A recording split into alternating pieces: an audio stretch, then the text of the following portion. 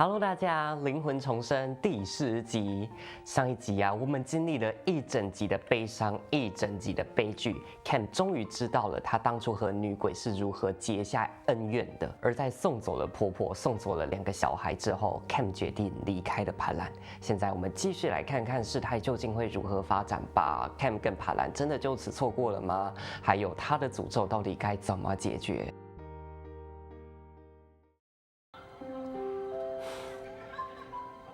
这时候还是大学新鲜人。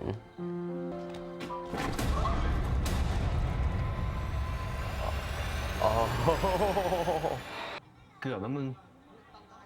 从那个时候就已经有各种意外在他身边发生了。หน้ามึงนิด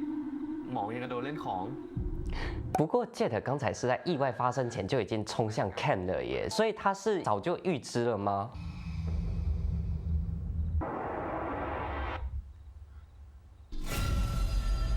มึงเห็นเหรอเฮ้ยปีหนึ่งไม่มีอะไรแล้วกลับฐานโอ้พี่ก็ป้ายที่พี่ทำอ่ะมันเกือบหล่นใส่หัวเพื่อนผมแบบเนี่ยเถียงเหรอสกอตจำตามจำนวนรุ่น什么年代了还在搞学长解字？ ขออนุญาตครับ ผมขอรับโทษแทนเพื่อนเองครับ 哎呦ผมเองพี่ผมปากหมาเองอ่ะ ，Cam 从那个时候就是这种自责的性格哦，啊 ，Jet 从那个时候就很仗义。 ทำทั้งคู่ไปเลยนับดัง ตอนประถมอะโดนเรียกผู้ปกครองบ่อยมาก คือครูเขากลัวว่าเราจะมีอาการผิดปกติบางอย่าง ๆกูก็เหมือนกัน พ่อกูกลัวจัดเลยนะเว้ยว่ากูจะไม่มีเพื่อนอ่ะ Jet 这口红谁画的？这化妆技术跟我一样烂呢。 แม้ว่าผีก็เหมือนคนมั้ง มีดีมีร้ายบ้างเป็นปกติ 啊，他从那个时候其实就会一直都明白这个道理。 เดี๋ยวกูช่วยมึงเองข้าวสารเสกน้ำมนต์ยันกูมีหมดอะ Jet，你每天背这些东西不重吗？ เราเพิ่งรู้จักกันวันแรกเองอะก็เหมือนว่า รู้สึกเหมือนสนิทกันมานานมากแล้วอะ 就说你们2个超配的。 กูรู้สึกได้นะเว้ยมึงอะจะพากูไปเจอเรื่องดี Jet 故意这样讲的吧，因为他知道 Cam 身边常常有厄运，然后他又会自责带给大家厄运，所以想要安慰 Cam。 ๆต่อไปมีอะไรมึงต้องบอกกูนะเว้ยมึงห้ามเก็บไว้คนเดียวนะห้ามทิ้งกูด้วย เพื่อนที่เห็นผีเหมือนกันไม่ใช่หายง่ายนะเว้ย รู้แล้วนะแต่ขอทิ้งก่อนละกัน 啊， ต้องกลับแล้วอะ 这个我得先走了，还配合他现在瞒着大家自己离开，现在他违背了这个承诺，没办法，他承受太多了啦，他受不了再有人因为他而离开了。 ไอ้เข็ม 但是无论如何，Jet 都会追上来的。 เราขอโทษนะเจดแต่เจดรักยายสีเจดรักทอมกับเอกเรา แล้วกูไม่รักมึงมั้ง 你男朋友在旁边呐、虽然还不是男朋友。 ขนาดเรายังเกลียดตัวเองเลย เราไม่อยากเสียใครไปอีกแล้วอะ มึงจะแก้ปัญหาด้วยกันทิ้งทุกคนไปอะนะ ตั้งแต่วันแรก ที่เจดบอกว่าเราจะพาไปเจอแต่เรื่องดีๆตอนนี้มันไม่มีเลยเว้ย 他们2个都还记得相遇第1天的对话，他们做的约定。这2个人是真的很珍惜这份友谊。 กับคนที่ไม่เคยมีเพื่อนมาทั้งชีวิตแบบกูอะได้ช่วยคนอื่น ได้คอยปกป้องคนอื่น ได้รู้ว่ามีคนที่พึ่งพากูได้ แม่งรู้สึกโคตรมีค่าเลยเว้ย Jet 是不是也是第1次对 Cam 讲这些？ ไม่รู้แหละ กูไม่ให้มึงไป แต่ถ้ามึงจะไปจริงๆเดี๋ยวกูเกาะท้ายขบวนด้วย ผมด้วยครับ ถึงเรา3 คนจะเพิ่งรู้จักกัน แต่ว่าคุณเขียนมีค่ากับพวกเรามากๆเลยนะครับ 这编剧既然都已经解释了为什么 Jet 愿意为了 Cam 付出到这个程度，那后面是不是也可以解释一下 Chan 为什么愿意陪这2个人到这种程度？ ไปกรุงเทพกันหมดนี่แหละ 原来，难怪我才想说，怎么不是要把 Cam 追回来吗？怎么大包小包的提那么多行李？原来早就都做好这一手准备了。 เดี๋ยวนั่งเครื่องไปกัน กูออกค่าตั๋วให้เอง ไปนั่งเครื่องกัน 好อบคุณนะเจด Jet 终于展现出一点属于议员儿子的财力了吼。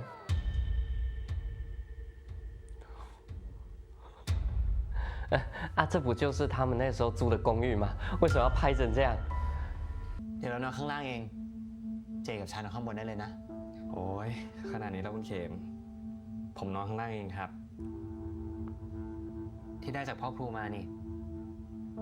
ยังมาทำสร้อยแล้วเหรอ มีเหมือนกันแล้วนี่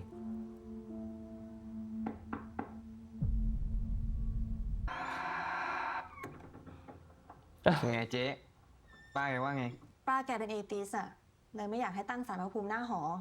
แต่ฉันขอไปตั้งบนดาดฟ้าแทน แกก็โอเคนะ ไม่ได้ว่าอะไร ขอแค่อย่าวุ่นวายก็พอ 不好意思，这位姐姐前面有登场过吗？我怎么想不起来？ ฮะ โอ้ยมีกงไม่แก้มันแล้วค่ะ 哦，她是 Jet 的亲姐姐啦，哎， น้อง 都 ชายหนู 忘 โดน 记 ผี 了。 ตามจะตายอยู่แล้วค่ะ เอ้าก็พูดจริงสิ ใครจะมาล้อเล่นเรื่องอะไรแบบนี้ 就只有你会用这种理由来脱稿。 แน่เลยอะ อีก 7 วันก็จะถึงวันเกิดเข็มแล้ว พอเลยเที่ยงคืนวันที่ 5 มิถุนาไอ้เข็มก็จะอยู่ครบ 21 没想到时间剩那么短了。 1 2 3เข็มจีราต้องรอด 好哦，一语中的呀、这个愿望。 ไว้พ้นวันเกิดค่อยกลับไปเรียนไหมคุณเข็ม ขอเป็นนักศึกษาอีกสักวันเถอะ จะได้ไม่เสียดาย ถ้าวันหนึ่งไม่มีโอกาสแล้วอะ 完蛋了，又感应到什么？好了，不要完蛋了，要谢谢灿都能提早预知到事情。 ถ้ามาเถอะ หยุดครับ 妈呀！ โอเคปะ 唉，连上学这么朴素的愿望都不让他完成。 กูว่าจนกว่าจะถึงวันเกิดมึงอยู่แต่ในห้องดีกว่า 好无聊。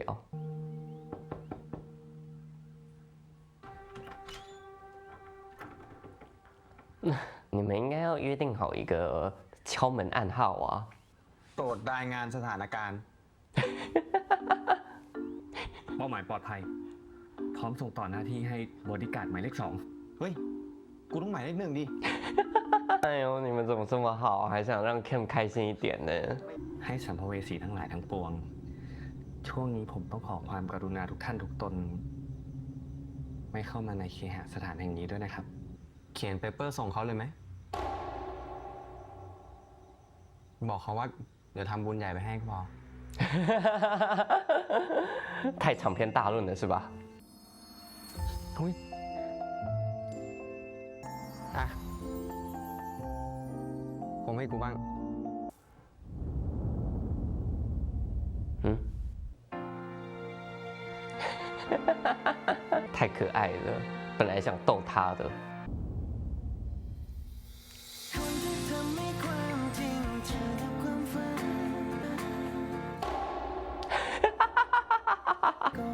姐姐，你默默走开吧。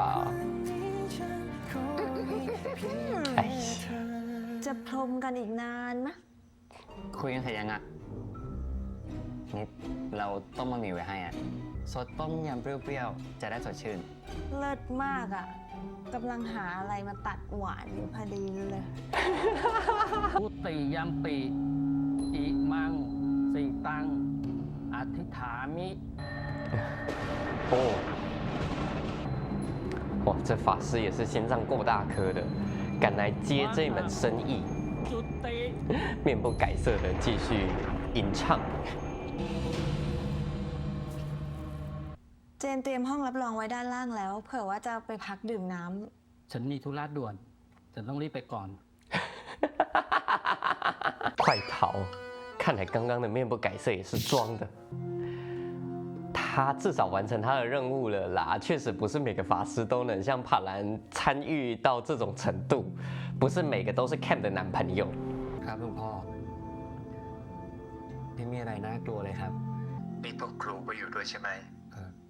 พ่อครูกำลังทำวิธีการสัมภเวสีให้ครับ เดี๋ยวพรุ่งนี้ก็จะทำวิธีสะเดาะเคราะห์ด้วยครับ 他现在说这种善意的谎言也是很熟练的哈，大概从小到大发生过很多这种事了。 ไหนๆเนี่ย ช่วยรถหน่อย โปรดช่วยให้เคราะห์กรรมทั้งหลายทั้งปวง ลอยออกไปจากชีวิตไอ้เข็มให้หมดในคืนนี้ด้วยเทิน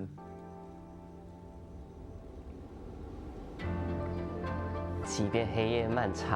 还有这2个朋友总是为他点灯，带来光明哈。อีกแค่2 ชั่วโมงก็จะเที่ยงคืนละมึงไม่ต้องห่วงนะเว้ยไอ้เข็ม คืนนี้พวกผมจะสวดอิติปิโส108 จบเลยนะครับคุณเข็มระหว่างนั้นคุณเข็มก็ไปพักผ่อนให้สบาย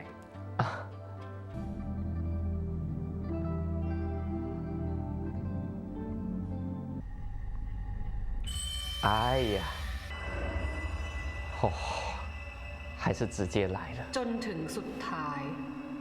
มึงก็ไม่คิดจะบอกลาเพื่อนสินะ เพื่อนมึงยังไม่รู้ละสิ ว่ากูอยู่ในหัวมึงมาตลอด 哦，所以他早就闯进来了。这些法术、这些招式，他根本不怕 เจ 的 นเตรียมห้องรับรองไว้ด้านล่างแล้ว ฉันมีธุระด่วน 啊！原来如此，他这法师自认解决不了敌人。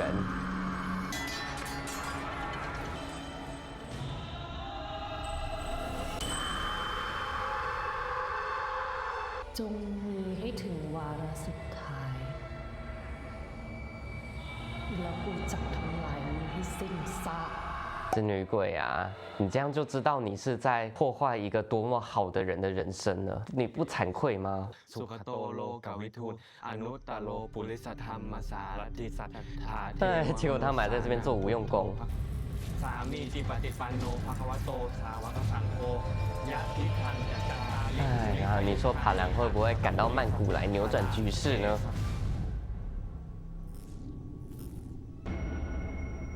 妈呀，果然凭他们几个还是奈何不了他哈。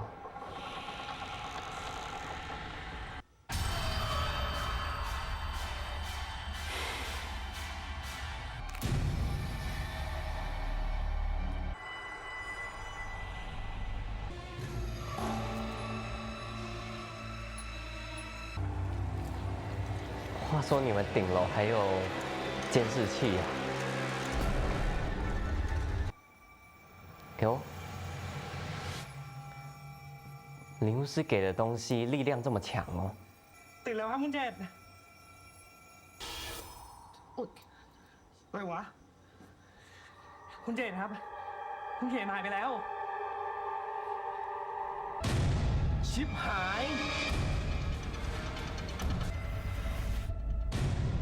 ข้างบนครับ 幸好还有参有这个能力呀、 คุณแคมแคมมึงปล่อยเพื่อนกูนะเว้ยไม่งั้นมึงเจอกูแน่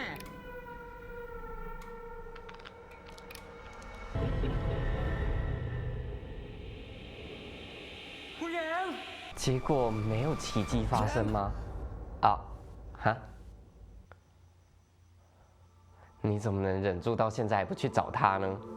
หากท่านยังไม่ไปไหน ได้โปรดปรากฏตัวให้ข้าพเจ้าเห็นด้วย 啊，现在连山神都这么帮他呀！ นิมิตที่กูแสดงให้มึงดู คือเรื่องที่จะเกิดขึ้นจริงในคืนวันพรุ่งนี้ 啊， กูมาตอบแทนบุญคุณมึงมิใช่ในชาติภพนี้ แต่เป็นบุญคุณอันสูงส่ง ที่มึงสร้างเอาไว้กว่า1,000 ปีก่อน 哎，突然要来回忆1000多年前的 ผู้ 事 ช 了 ม 吗 นาคราชเจ้าได้ขโมยมหาศาสตราวุธไปจากคลังสมบัติ ใช้อาวุธนั้นฆ่าชีวิตของสิมพลีครุฑ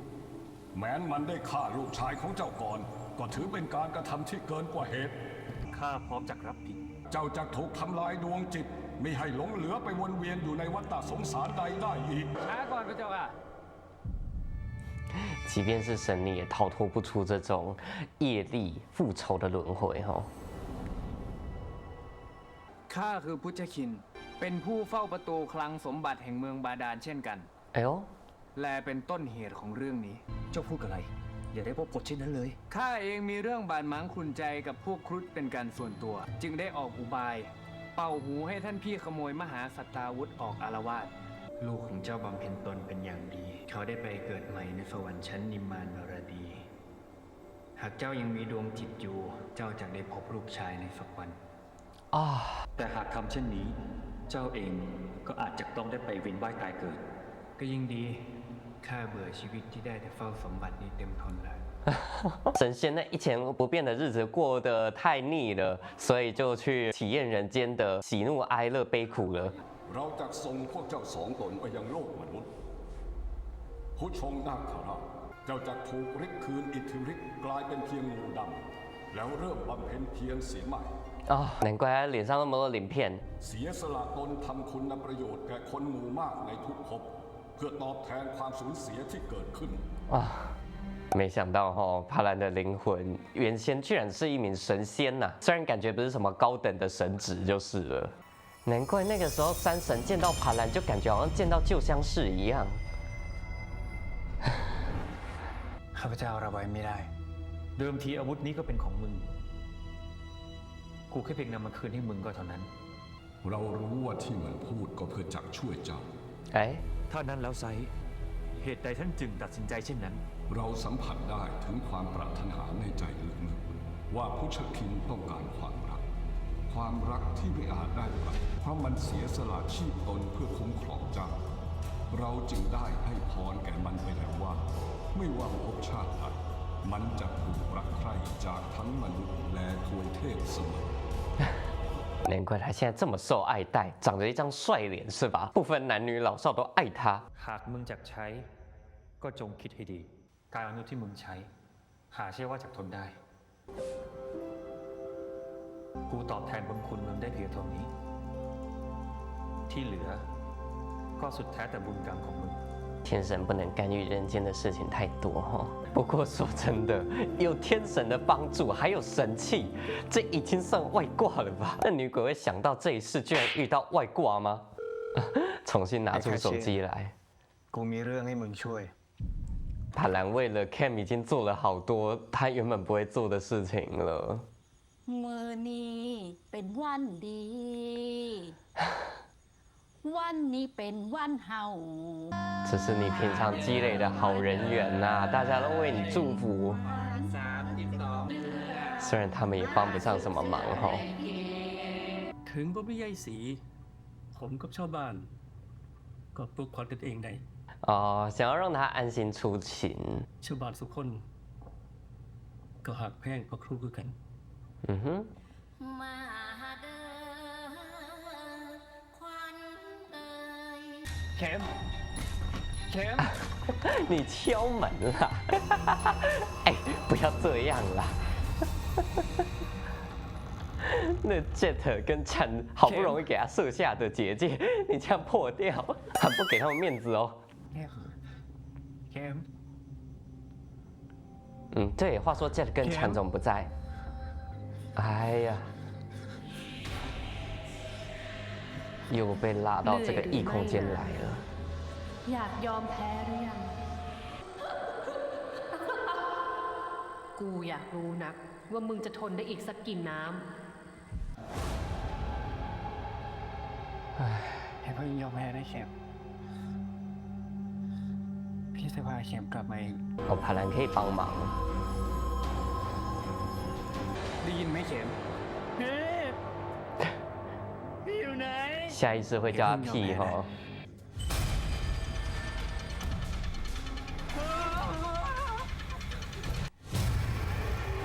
哇，这里是他创造出来的空间，他要怎么变形就怎么变形。现在他是真的化身成这些树木了，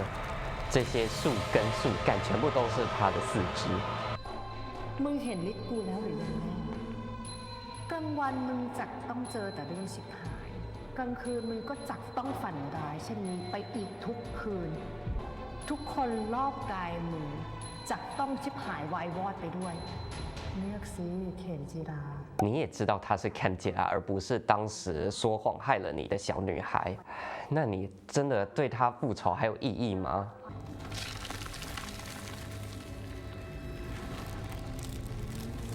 就是要这样慢慢折磨他，而不直接杀了他，让他自己选择死 ว่าอย่างไร 亡。 ได้มึงจักเลือกทางใดเอง พร้อมแล้วครับ 哎呀， อย่ายอมแพ้นะเข็ม 哦，你进来了。 มาจนได้ มึงเสือกไม่เลือกที่จริงๆนะ虽然预料到他会来，但是感觉女鬼好像还是有点慌哦，有点生气的感觉。 นี่คือฝันของเธอ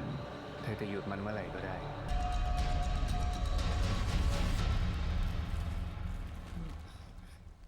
กูให้มึงเลือกทางสบายแล้วแต่มึงกลับไม่เลือก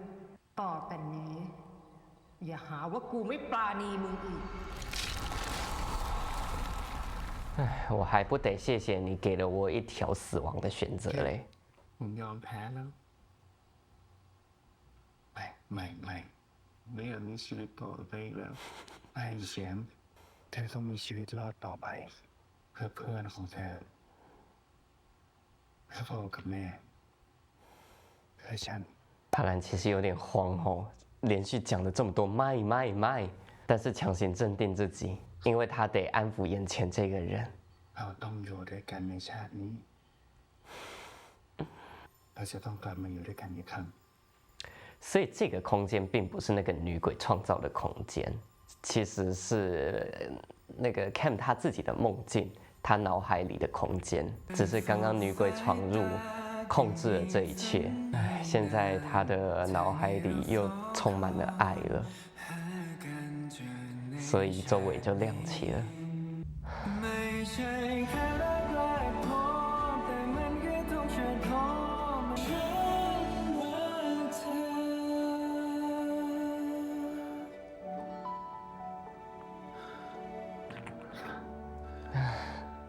幸好我现在睁眼第一个看到的是你哈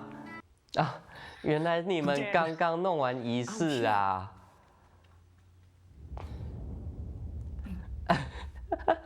第一次撞破他们的恋情哦，这两个。 ลงไปเดินเล่นกันต่ออีกสักหน่อยนะครับ 什么意思？哈？哦，很臭哦。 ศาลนี้ไม่ได้อัญเชิญเทวดามาจุติ ตอนนี้มันจึงไม่ใช่ศาลเจ้าที่ แต่เป็นประตูที่เชื่อมต่อกับมิติผีนางลำพึง Oh my god！ ลำพึงมันอยู่ในหัวของเข็มมาตลอด ถ้าฉันไม่ได้มาที่นี่วันนี้ คืนนี้เข็มมาเจอ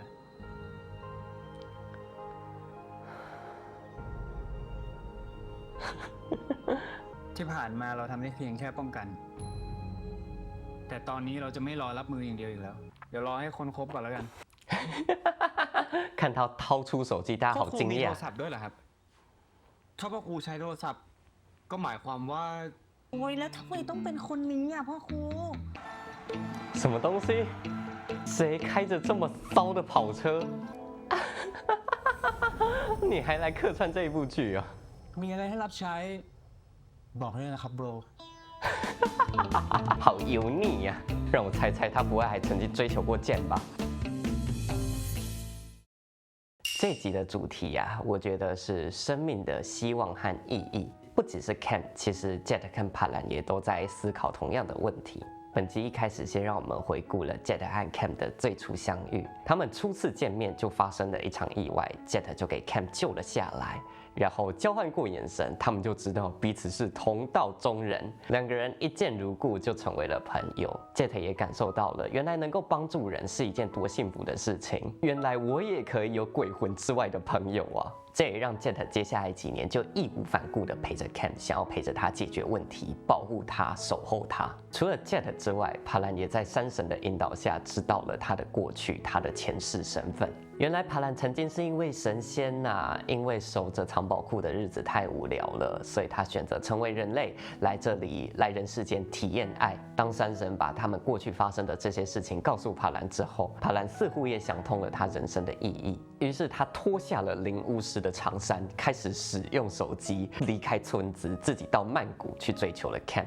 既然他来到这世间就是要寻找爱的，那他就不能放弃守护自己爱人啊。村民也让他别担心，就算婆婆已经不在了，灵巫师也暂时外出，他们也有能力自己处理。最后就是本集的主角 Cam 啦，从出生起啊，他的人生就一直被诅咒所困扰，即便再苦再累，他也是这样子坚持想要活下去，甚至因为自己受过苦，所以当看见别人需要帮忙的时候，他也义无反顾的选择伸出援手。可是就这样子的他，那个女鬼还是不愿意放过。那女鬼也很聪明，因他知道对付一个人最好的方法不是让他直接死掉，而是让他失去了生的希望，所以他没有直接杀了 Ken， 而是一步一步引诱他选择死亡。这就是他最残酷的报复计划，杀人还要诛心。但也是因为爱，才让 Ken 终于重新提起勇气，想要活下去。Ken 的这一生虽然还没有很长，但是他平常用爱和善良去对待人，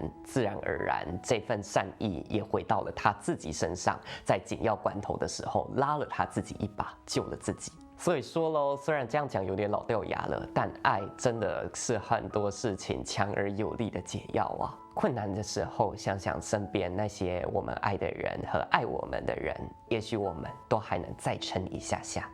行，这集就看到这边，下一集真的双方要来大乱斗了，我们敬请期待。下次见，拜拜。